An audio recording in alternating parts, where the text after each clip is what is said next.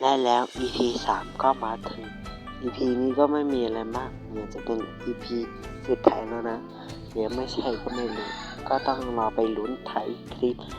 กันว่าจะมี EP 4 หรือ EP 5ไหม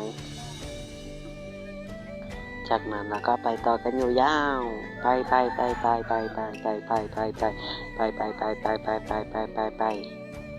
ปิ้ง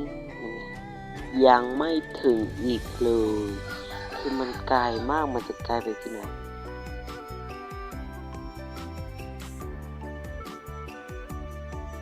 ข้างหน้าของเราก็จะมีอุโมงค์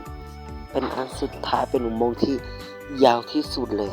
ใช่หรือไม่ใช่ไม่รู้มันจะใช่นะเป็นอุโมงค์ที่ยาวต้องเราไปลุ้นกันมันจะใช่นะอุโมงค์นี้คือมันยาวมากพูดเยอะเกินตอนนี้50 กว่าวิละโอเคต่อ EP 4